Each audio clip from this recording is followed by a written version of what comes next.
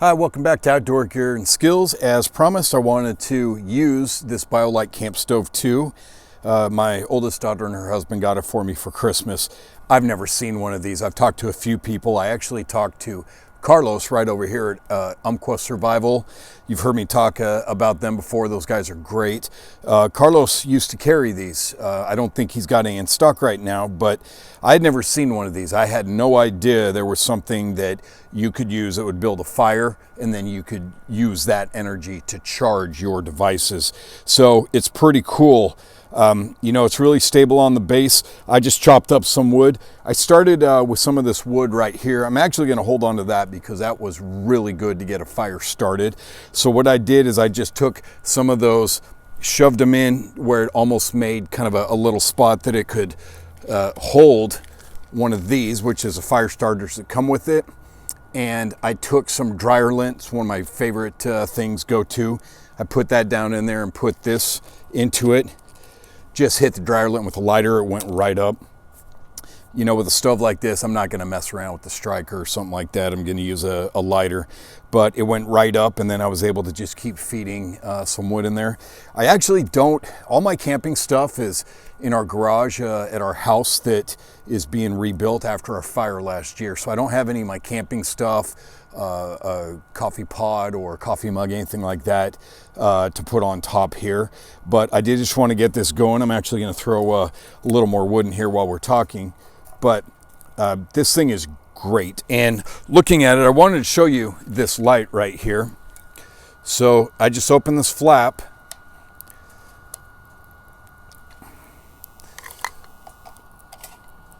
And be careful not to burn myself. Put the light in here, but I just wanted to show that to you. So you're able to bend that, but I can tap it on and off. So that's 100 lumens.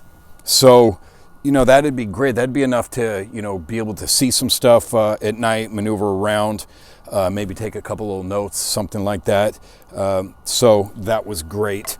So I want to carefully pull that off. So I've got an iPhone charging cable here, and I've got my son's phone, used to be my phone. Plug it in and give it a second here, and it's starting to charge it. So I'm just going to put that over there. So that's nice. So I want to zoom in a little bit and kind of show you what we've got right here. There's 3 different colored indicators.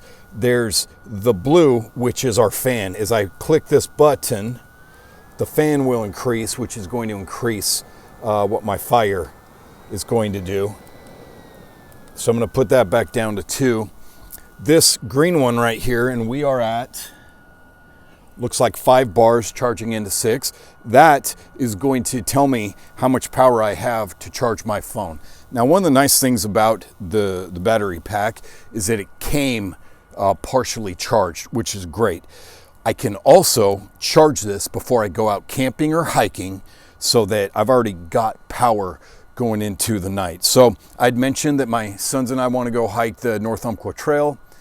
Probably not going to be able to do that for quite some time because of the Oregon forest fires last September. But when we go camping, hiking somewhere, I can charge this ahead of time if I'm in a place where I am wanting to, let's say, go do a hike. I want to use Strava so I can GPS where I'm going on my hike and all that. I'm not going to worry about several days that my phone is going to die and how am I going to charge different battery packs and that kind of thing. This is going to give me the option to charge my phone, keep it going. I'd be putting it in airplane mode to try to preserve the battery, but it'll give me a great way to charge my phone at night. And going to throw a little more wood in here to keep that going.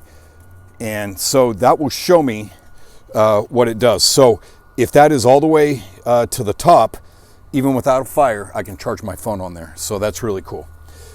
This one right here, kind of the reddish orange, shows me what the heat is. So I want to be careful with that to, you know, keep the fire going and all of that without getting it overheated.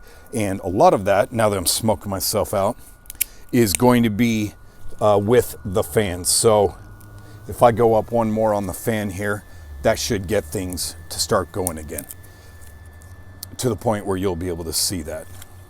So I'm just throwing a little bit of more wood in here to get it going. So the opening is about like that. So it's a pretty good opening to be able to put wood and things like that in there. And then the overall stable base is about that big for a coffee pot, coffee mug, something like that. So that's really good. So if we look here, we're doing pretty good with everything, and that is to the point where we'll be able to charge the phone. I really like the sturdy base on this.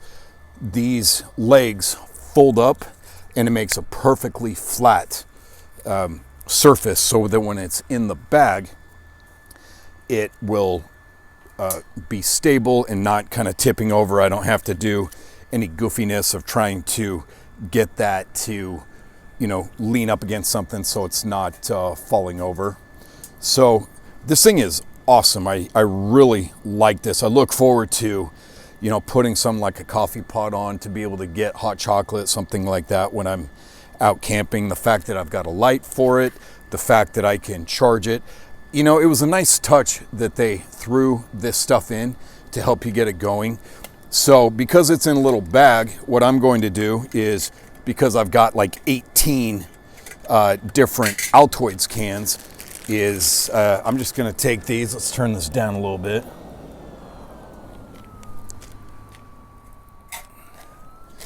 I'm going to put these in an Altoids can just so I can keep them a little more protected so they're not falling out of the bag. And that's going to give me, you know, a good way to just start those. Again, I've got several different pill bottles, things like that have dryer lint in. I can just really pack it in tight, compress it, have a lot of those. It's a really good go-to thing. So one of the things you got to be careful about, two things actually. Number one, sticking wet wood in there, wet pine needles, different things like that. That is of concern to me, something for me to be aware of, because I'm in a very wet environment here in Southern Oregon. Today it's a really beautiful day, but it's been raining most of the week, at least part of the time. So I can't just, for me, I've got to be mindful that I can't just go out and grab what's out there unless it's the summertime. If I were to go out now on a beautiful day, go out camping, and I just grab what's out there, it is most likely going to be wet. I have to be mindful of that.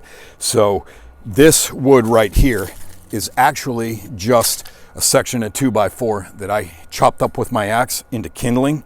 So the nice thing is I can just take my axe, which I would always take camping with me, and I can take a couple 2x4s.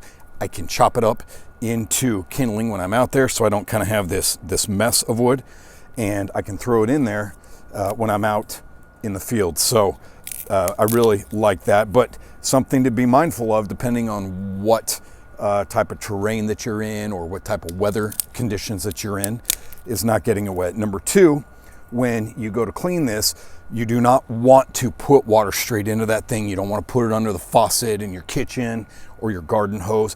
You are actually supposed to just kind of wipe it out with a damp cloth, that kind of thing. And so when this is all done, you want to be mindful pulling this out, because that rod that goes up in there, that is transferring all that heat and energy into this power pack, that thing is going to be really hot. So that is going to have to cool down for quite a while. So I want to be mindful of that as well when I'm out hiking and camping.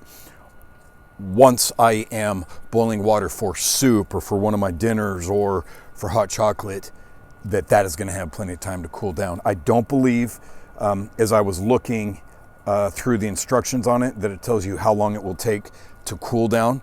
But, you know, I'm going to give it a good amount of time before I go in there and pull it up. Now, one thing that I came across, let's get this down here a little bit, is that when I went to go plug this in, I stabilized it with my hand against the foot. I want to make sure that I'm not knocking it over.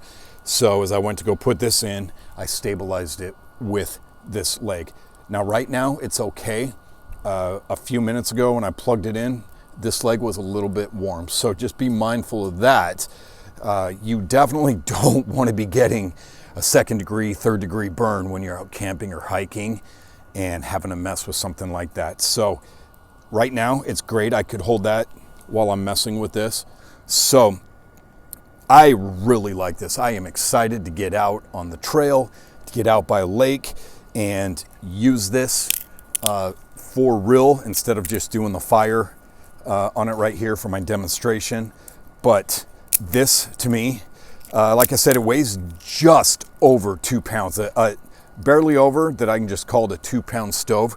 To me, that would be worth the weight. This is one of those things that I would carry like an axe that would be worth the weight. Let me know what you think. If you have any suggestions, any comments, drop them below in the video. We'll put a link for this for their website as well. And as always, thanks for watching, and have fun and stay safe out in the woods.